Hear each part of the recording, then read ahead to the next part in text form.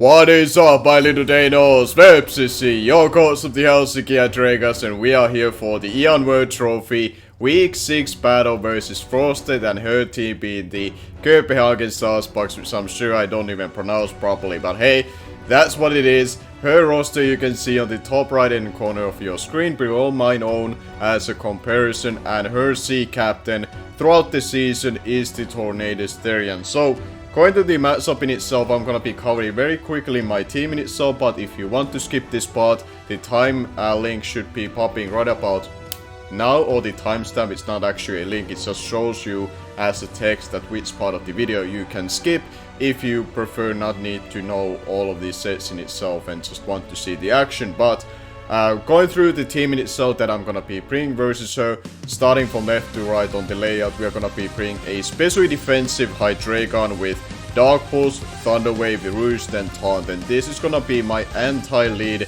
and a Tornado Sterian check in itself. And the idea with being a anti-lead is that I expect her to lead potentially with something like Mudstail to counter my Zeraora, so I built this Hydreigon to function in turn 1 immediately in that kind of scenario, carrying that taunt to prevent Stealth Rocks, and then we can go from there. Then the next member of the team is gonna be fully physically defensive Trample. Lumik is coming back with Rocky Helmet on it, and we are just Restock with Player Off and Earthquake just there as a Mega Lopunny check. There's nothing too much to really need to go more in depth regards to her. And then we are gonna be bringing a special attacking Zeraora Modest Nature with Volt Switch, Thunderbolt, Grass Knot and Taunt. Grass Knot plus Taunt are there to help dealing with the Mudstail. Either I'm taunting on it on the switching, or I do go aggressively and try to predict it and go for the Grass Knot and attempt to go for a 2-hit KO if that would be the case. And other than that, Electric Stab should be just fine for us, and Volt Switch just there for the momentum.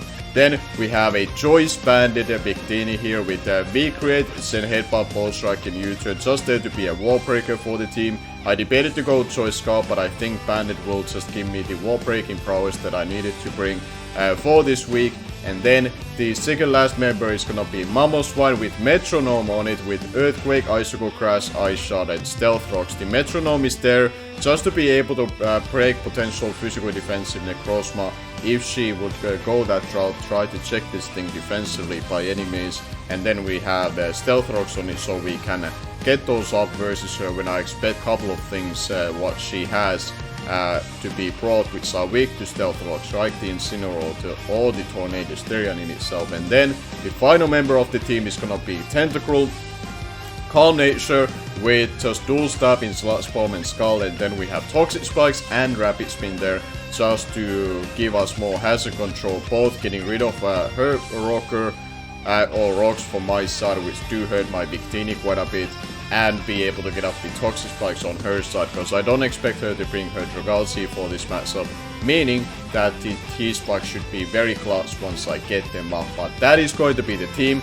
and now let's go and see how the battle turned out. And here we are with the battle replay in itself, and big thank you goes to Automatic for recording this battle for me, as well as to SlackOut for the graphics in itself. Their YouTube channel links will be down below in the description, so make sure to check them out, as well as my opponent being Frosted. Her YouTube channel link will be down below in the description.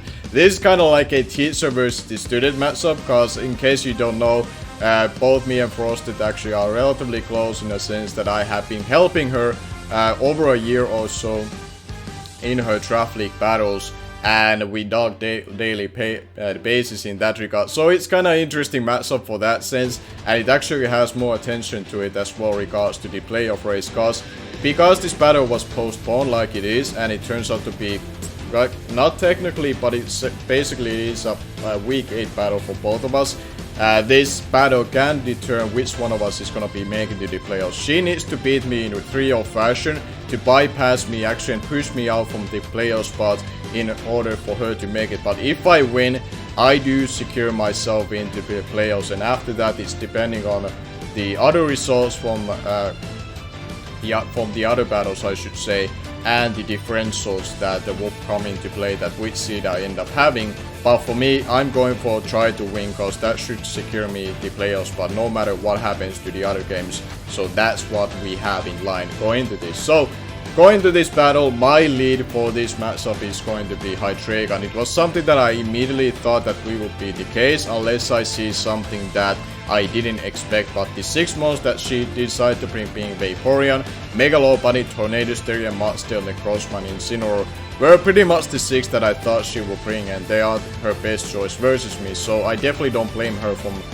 making that call from her behalf by any means. And now, going into this, she actually leads out with her Vaporeon, which I thought was very interesting lead, because I thought she would lead with Mudsdale, trying to counter my potential Zeraora lead, trying to counter her Tornado Stereo lead. So it's kind of multi-layer mind games in regards to the read in itself, but hopefully made some sort of sense. But it turns out to be that I actually swap out, because I wanted to scout her being a Choice Specs Herald, which I know she loves to use throughout the season, but she ended up going for the bottom pass, not revealing me anything else, and she was able to get her Necrozma as I went into my Tentacruel, tried to sponsor Choice Specs Ice Beam from the Vaporeon, so my Hydreigon didn't need to take that, but it didn't turn out like that. She goes for the safe Photo Geyser in front of the Tentacruel, and I was able to get my Hydreigon in for free.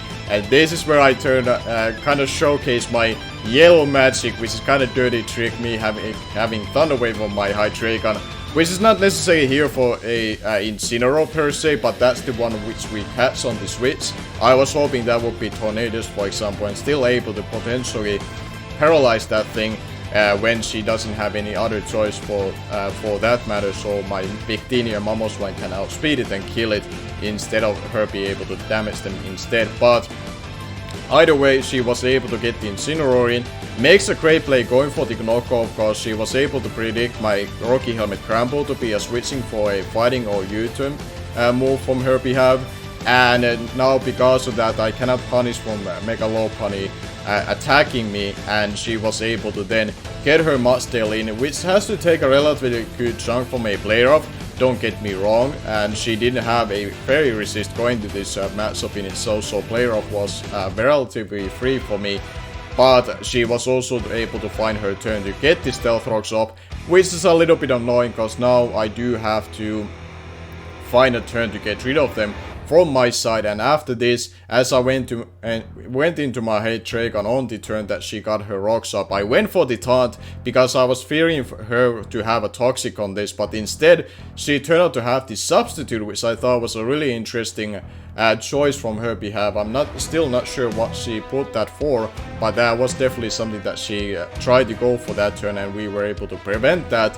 And now she does reveal to have the close combat, so I was kind of hoping that she wouldn't have it, but just in case if she does have it, I can then tell her full moveset what it is, and I can take the next hit, and then I can go for the roost and potentially stall her out of the close combat until Dark Pulse will do enough to kill her potentially, or just try to two-shot it after that.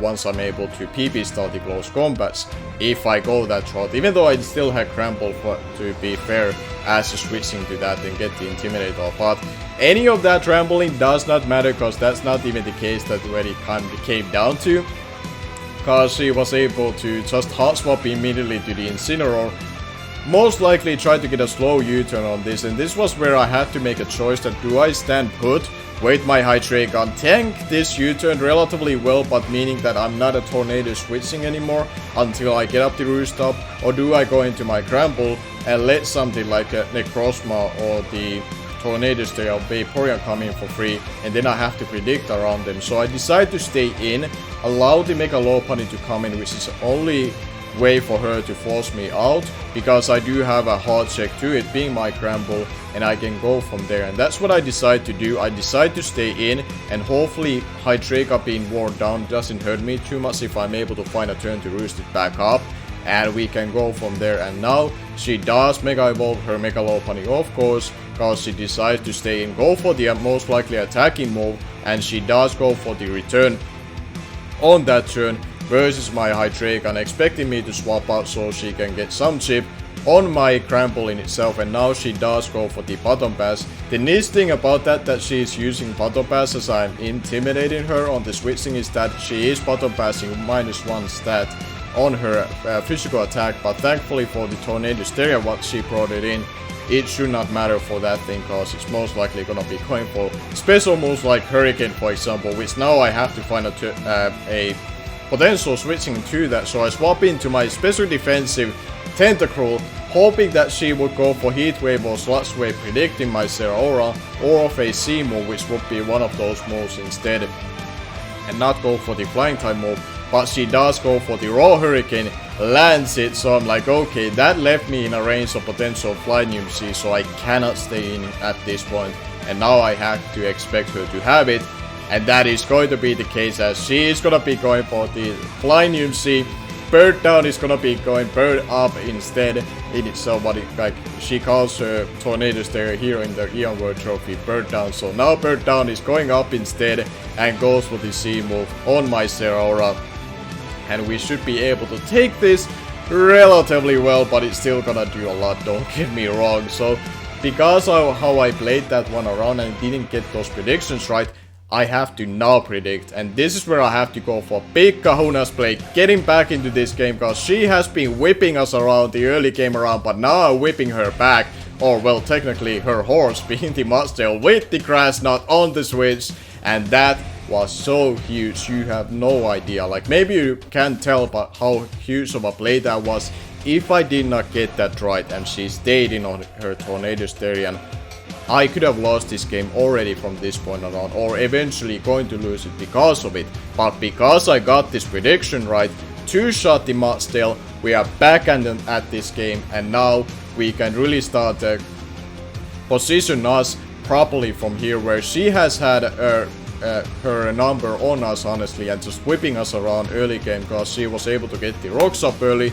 She has had the momentum. I haven't gotten any offensive momentum myself, but now I have been able to get the first kill on the Mudsdale, and now she went into her Mudsdale, the Incineroar, as I tried to ramble here, as being all excited about this situation, what I was able to pull myself into, as she does go for the knockout with the Incineroar. And here, I just try to burn out one of my sleep talk turns, because I am still in rest mode, and meaning that I do have to burn 2 of my guaranteed sleep turns here, and I do pull off a rest.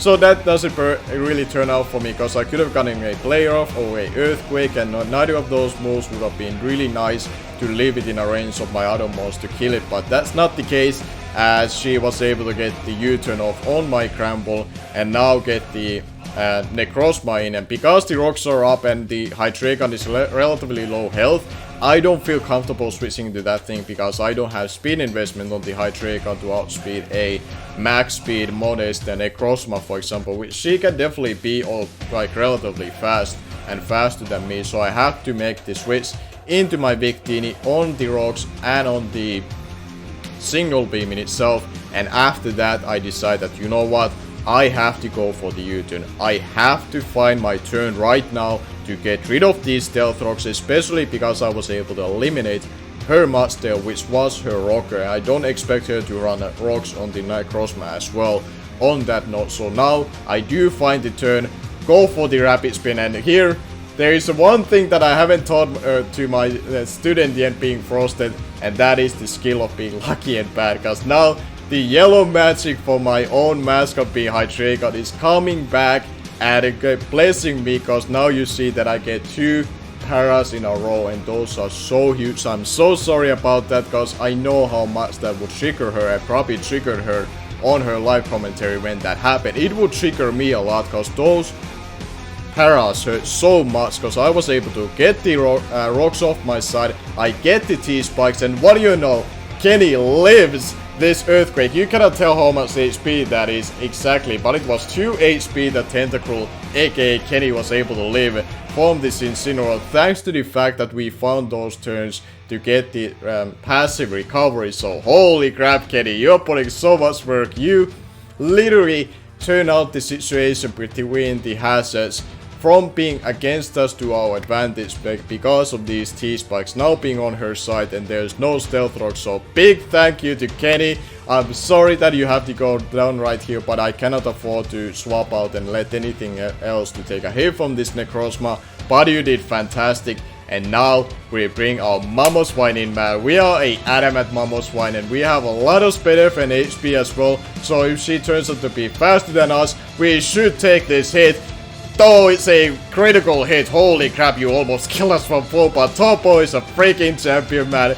Takes that hit and we go for the earthquake, and because she seems to be so fast herself and so offensive, she cannot take that earthquake at all. And with the toxic spike support, the ice shot should be able to pick it off right from here, and we are able to take it on. So holy crap, guys.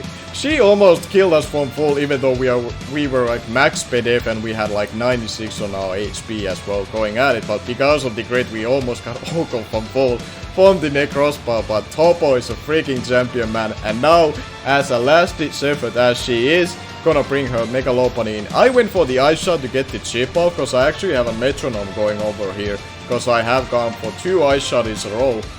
But instead of that, she actually tries to predict my Crample to come in, try to, I guess, get back into the game, and felt like she needed to make that kind of prediction. But instead of that, she had to go into her Tornado Stare, and instead I get another ice shot off on the Tornado Stare, meaning that it's gonna be now a little bit lesser health than from full after the Regener will be coming into play once she swaps in back in yet again on another time. With that bird down being the Tornado Stare. But holy crap, Mamoswine, you took down the Necrozma and you were able to chip down but 2 of her biggest offensive threats still to be remain. So Topo putting a lot of work right after Kenny putting a lot of work. So we got 2 clutch performance back to back from our members, and now I went into my Cramble. Force her to ideally to go for the bottom pass, as she brought her Megalopony first before me, and then I get my Cramble in, get the Intimidate, force her out, and I go into my Hydreigon because it can deal with the Tornado Starion, and I can see that if this Vaporeon is a Choice Specs or not. If she is Choice Specs, that means that I can get up a potential free swap into my Victini and claim a kill with a Bolt Strike if it comes down to it. But now, as she goes for the Ice Beam, she does not actually reveal to be Choice Specs. I didn't calculate what kind of damage output that was, but it definitely wasn't Choice Specs. So we can actually avoid to be 2-shotted from here because of our roost and leftovers on it. And because the T-Spikes are up and we got the little chip on Dark Pulse, that Vaporeon being Herald, she likes to call it, definitely Herald. It's a very special Vaporeon for herself. So we are trying to stall that thing out a little bit here. Hopefully not getting frozen over here, knock on wood. That would be a little bit devastating if she does freeze us. But Hydreigon, to be fair, is not key to win this matchup anymore, because she has the Tornado Starion, the Megalopony, and the Vaporeon left. Now we just go for the roost, as she does see that coming. She wants to go into the Megaloponies, try to force me out or claim a kill. If she gets this one right, as we go for the roost, and we are essentially back at full. And now she does have to take another round of Toxic Spikes recall, the regular poison on it. And now, yet again, just like last time, she is trying to expect me to go into my Crample, but I get this one right, because again, I'm not really valuing my Hydreigon necessary to be a Wincon anymore. I see my Zeraora being Wincon at this point, so Hydreigon just needs to chip things down. But because she felt like I will preserve it and she needs to predict me to get back into this, she went for the bottom pass, got her Tornado Starion in, but I get off a Dark Pulse on it, meaning that the Regenerator is not able to get it back from back to full. I'm essentially keeping it low as it is, as you saw what it was left down to before swapping out. So that's basically amount of range that it's always going to be at. And now the Megalopony has to take the Toxic Spikes recall, it had to take the Dark Pulse, and after this she only has 2 turns of attacking left on the Megalopony. So once we are able to stall those out, we are in a great spot here. And now she does go for the attacking move, I believe, being the high jump kick, thinking that now I will finally stay in with the Hydreigon just like last time, but nope. I get this 50-50 right, like I have some of the 50-50s got right on this late game scenario where she got them right earlier on. And now, thanks to the fact that she went for the high jump kick, my Cramble, being Lumiki, was able to take that relatively well. And now I just go for the Sleep Talk turn here. Try to get up a player off potentially, or of a Earthquake, depending on what move or what she would basically be doing. And thankfully, when she went into her tornado stare, we pull off a player up out of the sleep talk turns, and then we do actually decide to stay in and sack out Cramble on this tornado stare. And granted, I could have, I guess, sacked Victini, and now when I'm looking at it as of right now, it would have been a better play. But I'm feeling confident at this point that Serra Aura can clean this one out, and now I am able to get it in. And my view from this point of on is that I would expect my Serra Aura to outspeed the Mega Lopunny, and I can start going for the Thunderbolts. If the Mega Lopunny ends up outspeeding me, it should only be able to claim one Mon anymore. And if she would bring the Mega Lopunny right now, I would have actually swapped it out, because I don't want to risk her to beat Jolly Nature and outspeed me. But as you're gonna be able to tell, that the way she is playing this late game is the fact that she is trying to gain her Regenerator on the Tornado Steering as much as she can, in order that hopefully that I would not be a C-move, she would be able to potentially live a Thunderbolt and then kill off the rest of the monsters. That's what I believe she was aiming for, but thanks to the fact that we are Electrium Sea Serra Aura, man, we are gonna blow this bird back. Mayday, mayday, we have bird down, I repeat, we have bird down, we need medical treatment over here. Sorry, I had to do it, Frosty. I love the nickname bird down so much on this tornado stadium, so we are gonna be making most out of it, as we're gonna be blowing it back on the last turn, and that is going to be great game to Frosted. I'm sorry yet again about the paralyzations that I got, those definitely mattered, but besides that, I'm also really proud of the play, what I did with my Serra Aura versus the Moxtail coming in. I believe that turn in itself turned this side of around in order that I had the fighting chance to win this battle, because even though on paper I had the matchup in my advantage, she played that early game so well that she actually put myself in a very tough spot earlier on, and if I did not get that play right versus her Tornadoes there and earlier on, gone for the Grass Knot and got the Moxtail in on the switching, if that would have gone a wrong way for me, I believe I would have lost this game, unless I was able to paralyze eventually the Tornado Styrian, and then I stall out the Mega Lopunny with Cramble, and then Mamoswine and Victini can deal with the rest of the team in it. So that would have been the other way out of it, but that was no ways of me trying to guarantee the win, and it would have been very rough for me to be able to pull that one off. So very good game to my opponent being Frosted. I'm very proud of her, how she performed in this battle. I think she performed way better than she was giving herself credit to be able to do before going to this match, so going up against me. So make sure to check her out, I would really appreciate it. I believe, as I'm saying this, she is probably right now the best female traffic player you can find to watch, regards to her battling skills and regards to the quality of her videos. So make sure to check her out, I would highly recommend it. And even though she is having a little bit of tougher paths on her traffic success, like she hasn't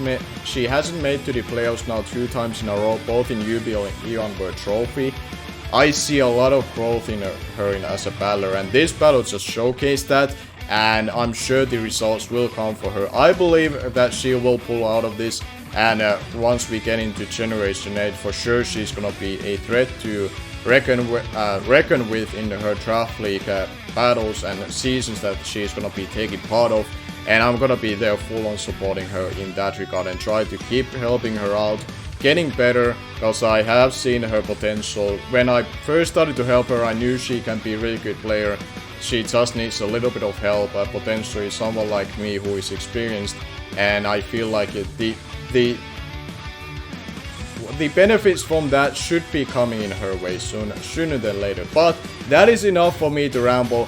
We are in the playoffs, man. Now let's get a little bit excited for that matter, because we now should be there. I might be even playing for, or being in a play for making even to semifinals throughout the bye week, depending on how the other battles are going. If it turns out to be the case, I would really take that, but if not, we are at least in the minimal mark of being there in the playoffs and playing in the round 1, and I have no idea how the playoff picture is looking right now, so I cannot say if there's gonna be upload next week for the week 1, or if there's gonna be a bye week for me. But you have to wait and see for that, what is gonna be the case and who we end up playing. subscribe and make sure the notification bell is on so you won't be missing out the action. Eon World Trophy will still going on for the remaining of the gen until the Sword and Shield. I am hyped for this, hopefully you are as well. And until next time, thank you all for watching, and until then, I'm gonna be seeing you guys later.